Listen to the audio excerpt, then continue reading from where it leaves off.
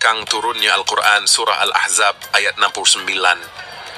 Setelah mengalahkan komunitas kafir, Nabi Muhammad mengambil 1/5 dari harta rampasan perampokan. Aku berhak mengambil 1/5 dari harta rampasan dan memilih terlebih dahulu apa yang kuinginkan, sesuai dengan Al-Quran surah Al-Anfal ayat 41. Dan ketahuilah, sesungguhnya segala yang kamu peroleh sebagai rampasan perang, maka 1/5 untuk Allah Rasul-Nya. Ribut banget sih, karena Nabi dapat 1/5 bagian. 1/5 bagian tuh sedikit, emang banyak.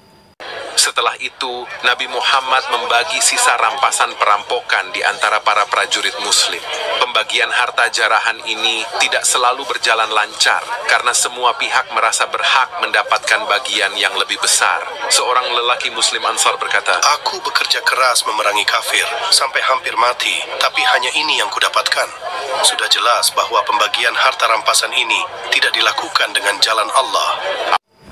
Nah, pelajaran dalam Islam berkali-kali banyak di dalam Al-Quran itu adalah pelajaran untuk kita selalu bersyukur. Kenapa selalu bersyukur? Karena kadang-kadang ya lumrah manusiawi, manusia itu merasa kurang. Karena si bapak ini kan juga merasa kurang. Dia dikasih bagian cuma itu, dia bilang saya sudah berperang lebih banyak, harusnya dapat lebih banyak. Semua orang pengennya tuh dapat bagiannya lebih banyak. Jadi dia merasa kesel karena dapatnya segitu. Nah, beratnya jadi pemimpin juga bagaimana harus bisa adil itu, karena ya manusia bermacam-macam. Memang seperti ini. Pasti setiap orang tuh pengennya dapatnya lebih banyak. Nggak ada yang mau dapat sedikit itu. Semuanya memang kayak begitu. Abdullah ibnu Mas'ud adalah salah satu sahabat Nabi Muhammad yang paling setia. Ketika dia mendengar apa yang dikatakan oleh orang Ansar itu, dia menjadi marah. "Kamu sungguh kurang ajar. Apakah kamu memang menuduh Rasulullah mengambil bagianmu? Dasar musuh Allah. Aku akan melaporkan perkataanmu kepada Rasulullah." Ibnu Mas'ud kemudian pergi kepada Nabi Muhammad dan menceritakan apa yang dikatakan oleh orang Ansar itu. "Dia mempertanyakan caramu membagi harta rampasan dan menuduhmu tidak adil kepadanya." Mempertanyakan harta rampasan dan menuduh tidak adil. Ya, beratnya jadi pemimpin tuh begitu. Kadang orang pengen jadi pemimpin, padahal dia nggak tahu jadi pemimpin itu kalau dihormati sehormat-hormatnya, tapi kalau dihinakan sehina-hinanya. Karena apa? Ya harus menangani berbagai macam orang, berbagai macam sifat seperti ini, dapat tuduhan dan segala macam. Wajah Nabi memerah dan beliau berkata, "Semoga Allah memberikan rahmat kepada Musa. Dia diganggu dengan perkara yang lebih buruk dari ini, namun tetap bersabar." "Apa yang membuatmu mengaitkan ini dengan Musa?" Pada zaman Nabi Musa, orang-orang Israel itu suka mandi bersama.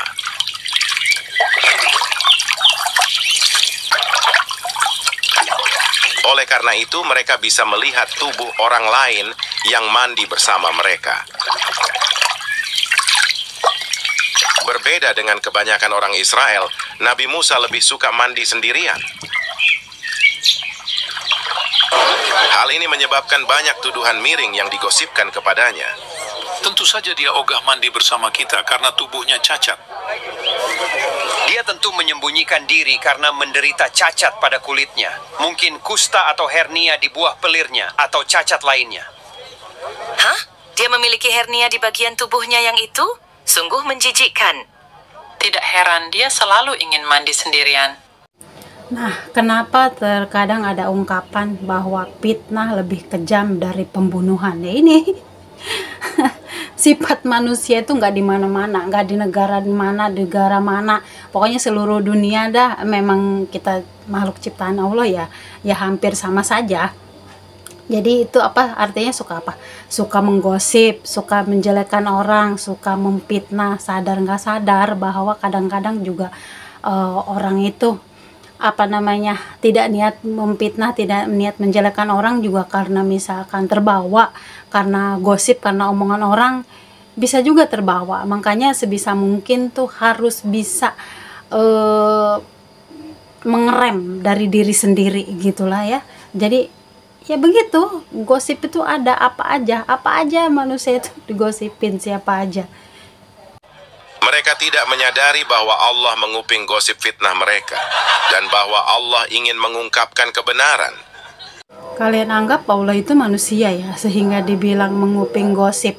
Allah itu bukan menguping gosip. Memang Allah itu maha melihat, maha mendengar apapun yang kita lakukan. Makanya kita harus berhati-hati. Walaupun tidak kelihatan manusia, Allah pasti melihat apapun yang kita lakukan. Apakah itu keburukan ataupun kebaikan. Itu memang seperti itu. Suatu hari Nabi Musa bersiap mandi. Dia meletakkan pakaiannya di atas batu. Akan tetapi batu itu tiba-tiba lari sambil membawa pakaiannya. Nabi Musa bergegas mengejar batu itu sambil berkata, Hai batu, kembalikan pakaianku. Batu itu berlari ke daerah di mana banyak orang berkumpul.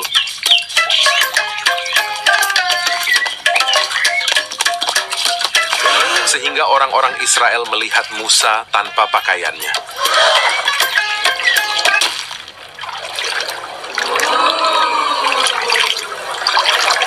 Demi Allah, tak ada yang aneh pada tubuh Musa.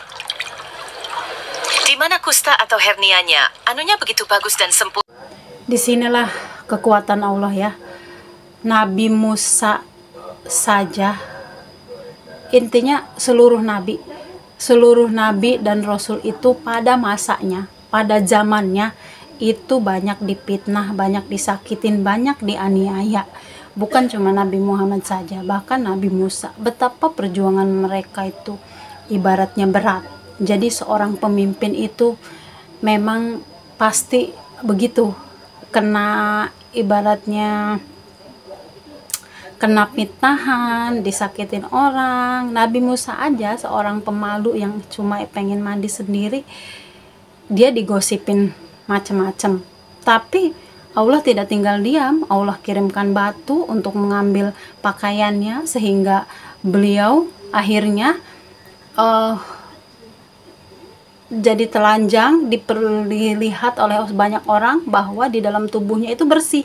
Karena apa? Pada masa itu gosipnya adalah Nabi Musa memiliki penyakit di kemaluannya dan lain-lain. Jadi yang Allah perlihatkan juga itu.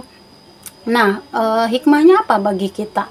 Bila mana kita dipitnah, kalau kita bisa melawan, silahkan lawan kalau memang bisa ya. Tapi kalau nggak bisa, misalkan musuh kita lebih kuat ya, pasrah aja sama Allah. Kita ibaratnya berserah diri, banyak berdoa, memohon ampun, memohon pertolongan. Nanti Allah sendiri yang akan menolong kita.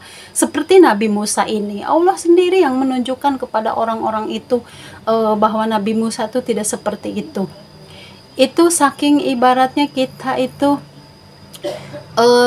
tidak bisa membela diri sendiri. Allah yang akan turun tangan. Itu kejadian. Nabi Musa pun seperti itu, gitu ya. Jadi juga jangan mengatakan kalian mencintai nabi lain tapi membenci Nabi Muhammad. No, buktinya semua nabi itu disakitin. Kalau kamu memang lebih mencintai nabi lain daripada Nabi Muhammad, kenapa nabimu kalian sakitin juga? Kan jadi pertanyaan itu. Allah menunjukkan kepada orang-orang Yahudi yang mencela Nabi Musa bahwa tuduhan mereka tidak berdasar dan bahwa kemaluan Nabi Musa itu sempurna, tiada cacatnya. Al-Quran, Surah Al-Ahzab ayat 69. Wahai orang-orang yang beriman, janganlah kamu seperti orang-orang yang menyakiti Musa, maka Allah membersihkannya dari tuduhan-tuduhan yang mereka lontarkan, dan dia seorang yang mempunyai kedudukan terhormat di sisi Allah. Begitulah, sama seperti Allah membela Musa, dia juga akan membelaku dari tuduhan fitnah terhadapku. Tapi ini bukanlah kali pertama Nabi Muhammad dituduh mencuri jatah harta jarahan orang lain. Bukan kali pertama Nabi Muhammad dituduh mencuri. Ya Allah, betapa sabar Nabi Muhammad, betapa besar perjuangannya beliau, makanya beliau bisa memenangkan Islam. Karena apa? Dia sendiri bilang tuh, bukan sekali ini Nabi Muhammad dituduh mencuri, berarti sering. Ya Allah, Nabi Muhammad memang lebih orang yang sabar ya, orang yang pemaaf dan orang yang lembut, bahkan seringkali dia dipitnah. Ya ampun, dipitnah tuh nggak sekali dua kali. Makanya siapa yang belum mencintai Nabi Muhammad, Anda keterlaluan. Nabi Muhammad tuh orang yang luar biasa, hebat. Ini adalah peristiwa turunnya Al-Quran surah Ali Imran ayat 161 yang terjadi setelah perampokan Badar.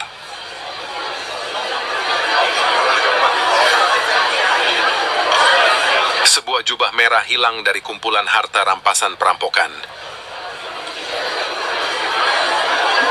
Hei, di mana jubah merah yang tadi ada? Jubah itu seharusnya ada di sini dan tidak boleh ada yang mengambilnya. Rasulullah mungkin telah mengambilnya. Jubah merah hilang saja, mereka berani menuduh Nabi yang mengambilnya. Ya ampun, jadi gitu ya. Perjuangan seorang pemimpin tuh memang tidak mudah. Jadi kadang itulah resikonya, karena banyak orang jajaran di bawahnya yang orang berbeda-beda. Tapi memang keterlaluan, manusia tuh kayak begitu. Makanya Nabi Muhammad itu adalah orang yang sudah mengenal bagaimana manusia, bagaimana sifat manusia. Makanya di Al-Quran itu sudah ada semuanya ya. Jadi dituduh oleh bawahannya sendiri. Nah, ya ampun, bagi Anda yang mengalami itu wajar, Nabi Muhammad juga mengalami. Ya Rasulullah, mengapa engkau mengambil jubah merah dari barang jarahan? Engkau harus mengembalikan jubah itu, Rasulullah. Loh, aku tidak mencurinya. Beraninya kamu menuduh aku melakukan itu? Tunggu. Allah baru saja memberikan wahyu kepadaku. Al-Quran surah Ali Imran ayat 161. Dan tak mungkin seorang nabi berkhianat tentang rampasan. Barang siapa berkhianat, niscaya pada hari kiamat dia akan datang membawa apa yang dikhianatkannya. Kemudian setiap orang akan diberi balasan yang sempurna sesuai dengan apa yang dilakukannya dan mereka tidak dizalimi. Intinya di sini mereka tuh meragukan Al-Quran, wahyu yang didapat oleh Nabi Muhammad itu wahyu dari Allah melalui malaikat Jibril. Mereka mengatakan bahwa ini kata-kata Nabi Muhammad. Nah, tidak mungkin seorang rasul atau seorang pemimpin itu mengambil harta seperti yang dituduhkan. Bila mana memang seperti itu, nanti di hari kiamat dia akan membawa apa yang diambilnya. Jadi dalam Islam, seseorang yang misalkan mencuri, terus berbohong, tidak mengaku bahwa dirinya mencuri, nanti di hari kiamat itu akan dibawa apa yang diambilnya itu. Jadi nggak usah takut. Dan siapapun yang berbuat kebaikan, berbuat keburukan, semuanya akan dapat balasannya. Dan tidak akan dizolimi, tidak akan disia-siakan. Karena apa? Sudah Allah catat amal baik, amal buruk seseorang. Ya, jadi yakini itu. Jadi kenapa pelajarannya di sini adalah jangan kebanyakan nuduh kalau belum tahu. Ya Allah, kita tuh nggak boleh menyakiti pimpinan. Seandainya pun pimpinan atau presiden itu nggak benar, nanti Allah akan tunjukkan dengan cara apa? Dengan cara lain-lain. Jadi kita jangan mengambil bagian jadi orang yang memfitnah dan menuduh juga. Ngeri loh. Anda mungkin tidak tahu betapa kejamnya sebuah fitnah, karena fitnah itu lebih kejam dari pembunuhan. Anda tidak akan tahu kejamnya sebuah fitnah kalau Anda belum mengalami difitnah. Nanti kalau Anda sudah mengalami difitnah, Anda baru tahu betapa besar rasa sakitnya. Begitulah, Allah sudah memberikan jawaban bagimu. Tapi lalu siapa yang mencuri jubah merah itu? Kita masih tetap tidak tahu. Dia bilang Allah lupa memberitahu hal itu. Nah, tuduhan fitnahan bisa dibuat ya. Kayak misalkan ada seseorang mengatakan, no, si Ono yang ngambil. Kalau dia bilang si Ono yang ngambil, ibaratnya tahu dia benar-benar yang ngambil, belum tentu si A itu mengambil. Bisa saja si B itu yang nganterin ke tempatnya, bagaimana caranya supaya bisa diketemukan di tempat si A. Itu namanya timbul lagi fitnah. Nggak boleh kita ibaratnya menuduh orang, karena kalau nggak benar gimana, ya kan? Ternyata Allah lupa memberitahu kita akan hal itu. hal begitu saja diributkan. Ya salam ya manusia ya, pengen banget sih tahu ya, itu namanya kadang-kadang orang mencari kambing hitam, mencari orang yang bisa disalahkan, ya kan? Setelah perang Hunain berakhir, Nabi Muhammad kembali menghadapi masalah distribusi jatah rampasan perang. Meskipun dia telah mengambil 1/5 bagian jarahan, tapi dia tidak membagikan 4/5 sisanya kepada para pengikutnya, seperti yang biasanya dia lakukan. Nah, dari harta rampasan perang, Nabi Muhammad biasanya dapat 1/5. Jadi 4/5-nya itu biasanya dia bagikan, ya kan? Biasanya dibagikan. Nah, baru sekali ini aja nggak dibagikan, langsung ribut orang. Aku membutuhkan bagian itu untuk membujuk orang-orang Hawazin agar menerima Islam. Kemudian Nabi Muhammad memberikan banyak unta dan harta benda kepada para mu'alaf dari suku Hawazin. Terima kasih Rasulullah. Kami setengah mati bertempur melawan mereka kaum kafir. Namun sekarang Rasulullah memberikan mereka jatah Mereka jarahan bukan milik lagi kami. kaum kafir karena telah masuk Islam dan mendapat upah karenanya. Tapi bagaimana dengan jatah kita? Kita harus minta Rasulullah untuk bersikap adil. Manusia kalau pamrih tuh begitu. Jadi dia marah nggak dapat bagian. Padahal Nabi sudah katakan bahwa itu untuk diberikan kepada orang lain. Jadi serakahnya manusia itu memang begitu, apa-apa untuk dirinya sendiri, nggak ada kepikiran buat orang lain. Jadi kita sendiri harus belajar dari Nabi Muhammad bahwa kita tuh harus belajar memberi. Mereka kemudian menghadap Nabi Muhammad. Wahai Rasulullah, bagilah rampasan unta dan ternak kecil bagi kami. Kami telah berjuang keras mengalahkan musuh Allah dan sekarang mana bagian kami? Umat muslim marah karena tidak mendapatkan jatah jarahan mereka. Mereka kaum kafir. Namun sekarang Rasulullah Mereka mendorong Nabi Muhammad ke jangan sebuah dorong pohon. begitu. Para muslim Berhenti. merenggut jubahnya Jangan maksa. sampai terlepas dari tubuhnya. Hei kalian, kembalikan jubahku. Kembalikan jubahku. Nah, betapa besar perbuatan mereka untuk menyakiti Nabi Muhammad. Jadi kadang-kadang ya begitu, sifat iri, sifat kesel, sifat benci, tidak sabaran, manusia itu memang memiliki itu. Makanya kita harus mengendalikan hawa nafsu. Bahkan Nabi Muhammad aja didorong, diambil jubahnya, tapi beda loh, bukan jubah yang merah mereka tuduh nyuri itu. Jadi mereka sambung-sambungin dengan cerita sampai jubah Nabi Muhammad ini dilepas. Ya tega sekali, sampai seperti itu loh, cuma gara-gara duit. Jadi intinya apa sih? Jadi intinya memang harta, duit itu bisa bikin orang jadi ribut. Bener dah. Jadi manusia zaman sekarang juga begitu. Kita memang ciptaan Allah, memang semua itu yang ada di dalam Al-Quran, kejadian yang ada kepada Nabi Muhammad itu memang terjadi di kehidupan sampai sekarang. Makanya saya mempercayai Al-Quran benar dari Allah, bahwa kita ciptaan Allah, makhluk ciptaan Allah. Sampai sekarang pun manusia ya begitu. Kalau masalah harta ya bisa ribut, entah itu harta warisan, entah itu pembagian saham, entah itu pembagian kerjasama usaha, apapun begitu. Jadi orang kadang-kadang bisa terjadi ribut karena salah paham. Makanya perlunya adalah sebagai pengusaha, sebagai usaha itu perlunya namanya pembukuan yang jelas. Jadi keluar masuk uang, terus buat siapanya, buat keperluan apa. Karena apa? Bisa timbul terjadi fitnah bagi yang memegang gitu loh. Kalau pemimpin presiden ya bagi presidennya dia akan kena tuduhan seperti itu. Tapi kalau bagi kita sebagai pengusaha ya bosnya akan kena tuduhan seperti itu. Bila mana pembukuannya itu tidak ada. Jadi pelajaran yang kita ambil apa? Ya suatu saat orang akan menuntut, memang akan bertanya, kemana nih uang, dapatnya berapa, buat ini, buat itu, begitu memang. Jadi memang harus menyiapkan pembukuan. Bahkan untuk dagang pribadi kita sendiri, kita harus jelas pembukuannya. Hari ini kita dagang penjualannya berapa, pemasukannya berapa, pengeluaran berapa, buat makan berapa, harus jelas supaya kita jelas nanti labanya berapa, sisanya berapa gitu.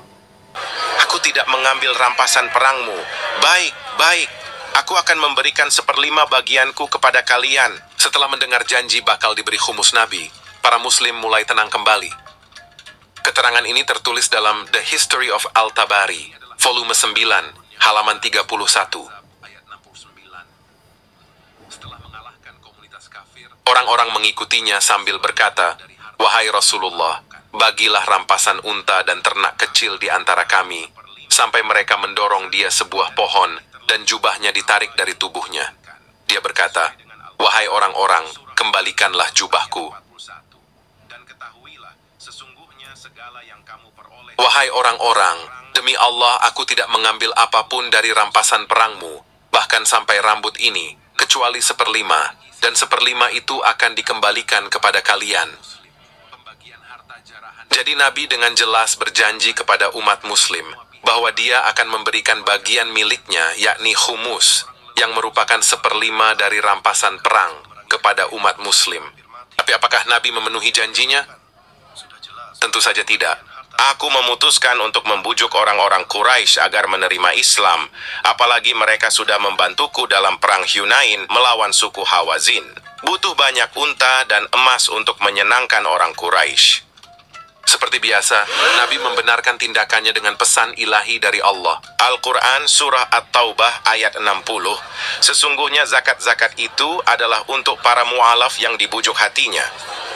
Para pemimpin Quraisy, yaitu Abu Sufyan bin Harb, kedua putranya Muawiyah dan Yazid, Safwan bin Umayyah, Suhail bin Amr, Uyayanah bin Hisn, dan banyak lagi, menjadi dikenal sebagai orang-orang yang menerima 100. 100 apa nih?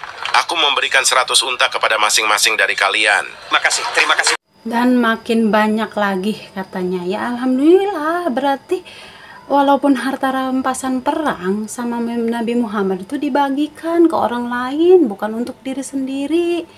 Nah, jadi pelajarannya apa di sini? Kita tuh jangan jadi orang yang kikir ya. Apa-apa buat sendiri, dikumpulin sendiri. Belajarlah untuk berbagi. Berbagi itu pelajaran yang harus kita ambil dari Nabi Muhammad, dari Islam. Kita tuh harus memberi kepada orang lain, jangan apa-apa buat kita, walaupun kita yang mencari. Karena apa? Orang Islam sejati itu dia mau memberi, mau berzakat, mau bersodako. Nah, kalau kalian belum pernah berzakat, bersodako, memberi, berinfak, perlu dipertanyakan, kamu udah melaksanakan Al-Quran belum? Seluruh rampasan Hunain dibagikan di antara orang-orang Quraisy dan suku-suku Badui. Dia memihak sukunya sendiri dengan harta rampasan itu. Dia mengabaikan kami, padahal pedang kami masih basah dengan darah kafir. Mengapa kalian mengeluh? Bukankah kalian seharusnya senang ketika mereka memilih kekayaan sedangkan kalian membawa Nabi pulang bersama ke rumah kalian? Demi Allah, bukankah aku ini jauh lebih baik daripada harta rampasan? Kalian akan mendapatkan lebih banyak harta di masa depan. Bersabarlah. Kita bisa melihat bagaimana Nabi dengan licinnya bernegosiasi dengan mereka. Licinnya bernegosiasi, ya begitulah pelajarannya bahwa seorang pemimpin itu harus pintar bernegosiasi. Makanya siapa yang menjadi pemimpin, jadi ulama, jadi presiden, memang harus pintar ngomong, pintar negosiasi, harus sekolah, harus belajar, ya kan? Dan Nabi mengatakan bahwa nanti di hari kemudian kalian akan mendapatkan harta lebih banyak. Nah, terbukti kan kaum Ansor, turunan kaum Ansor sekarang itu mereka kaya raya.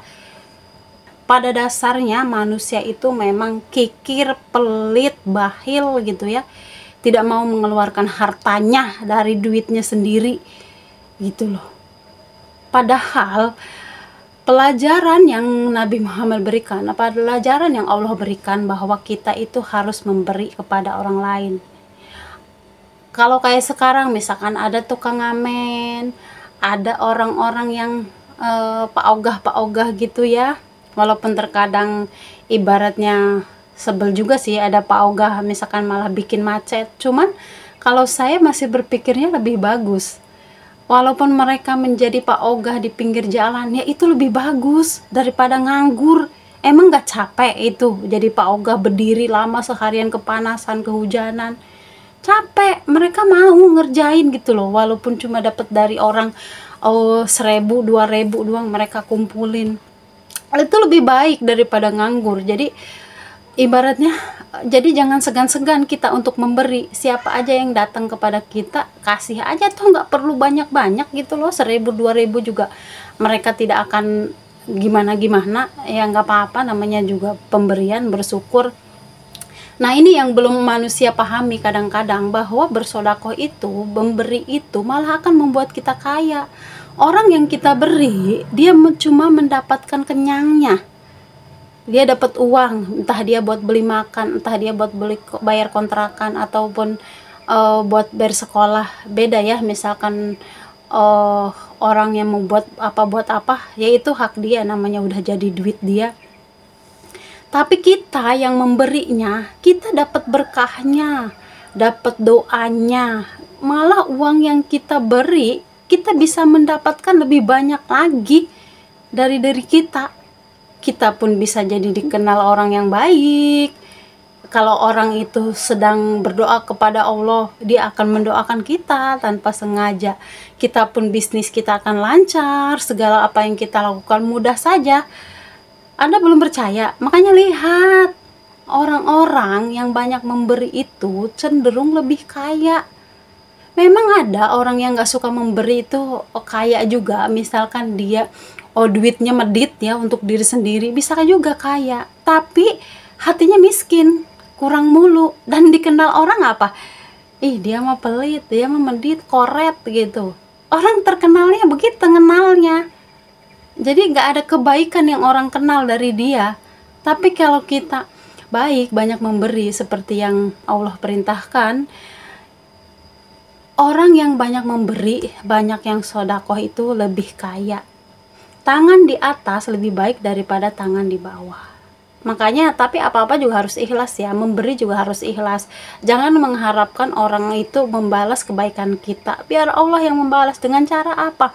Ya usaha kita lebih lancar, rezeki kita lebih banyak gitu loh. Apa yang kita lakukan dipermudah gitu. Jadi sekarang patut dipertanyakan, kalau kamu masih miskin, kamu tipe orang yang sudah memberi, sudah sedekah apa belum? Kamu tipe orang yang sudah mengerti bahwa sedekah itu membuatmu bisa kaya atau belum? Apakah kamu menjadi orang yang sudah bisa bersedekah setiap hari atau belum? Ataukah kamu menjadi orang yang sangat takut kalau memberi kepada orang lain? Itu patut dipertanyakan apa yang kamu lakukan kalau kamu masih miskin. Karena apa? Orang banyak memberi, banyak sedekah itu tidak mungkin miskin. Kebanyakan itu walaupun tidak kaya-kaya banget, tapi cukup, tapi ada. Nah, kalau misalkan banyak bersedekah cuma ingin mencari nama baik, udah tahu hidup susah, tapi sedekahnya jor-joran, ngasih ini, ngasih itu, padahal pendapatan kita sedikit, itu juga salah. Karena apa? Itu namanya kita cuma pengen dilihat orang bagus, tapi kita tidak bisa memanage keuangan. Jadi imbal baliknya dari sedekah itu kita juga harus bekerja keras, kita harus memiliki keahlian, kita harus bisa melakukan pekerjaan yang kita lakukan dengan sebaik-baik mungkin. Akhirnya rezeki itu akan datang. Intinya kalau kita itu bersedekah, memberi, kita akan lebih banyak dapatnya. Karena di situ kan ada di Al-Quran nanti ya, bahwa Allah akan mengganti 7 kali lipat. Menawarkan janji harta di masa depan untuk meredakan kekecewaan mereka karena tidak menerima upah jihad apapun. Jadi yuk belajar untuk memberi kepada orang lain yang membutuhkan, agar kita bisa menjadi seperti keturunan kaum Ansor. Jadi orang yang kaya raya, walaupun bukan kita yang merasakan, tapi anak cucu kita yang bisa merasakan gitu. Walaupun pada zaman itu kaum Ansor itu ibaratnya dipaksa untuk memberi, padahal mereka tidak mau istilahnya, cuma karena mereka masih beriman, mereka mengerti, setelah dipahamkan ya mereka mau memberikan 4/5 itu untuk orang lain. Nah berkahnya apa ya, mereka bisa menjadi kaya raya. Nah kita juga begitu ya, jangan pelit-pelit, jangan memberi itu yang tidak kita sukai baru dikasih ke orang. Ibaratnya makanan kita makan sendiri, kita simpen juga, kita nggak bakal kenyang, akhirnya busuk doang. Tapi kalau kita kasih ke orang lain, kali orang itu sangat senang, dia misalkan baru pernah memakan itu. Uang juga gitu, kita harus punya rasa empati gitu loh kepada orang lain, memberi kepada orang lain. Takutnya pada masanya kita mengalami masa sulit, masa susah, terus nggak ada yang bantu sama sekali, nah gimana? Sedih kan? Yaitu pelajaran yang Allah perintahkan, bahwa kita memberi untuk apa? Kita itu peduli kepada orang lain. Terus apa jeleknya sih Islam? Bagus kan saling memberi, saling membantu. Jadi hilangkan tuh sifat manusianya, manusia asli itu, kikir, bahil, koret, medit tuh, hilangkan ya. Belajarlah untuk memberi kalau kamu mau kaya.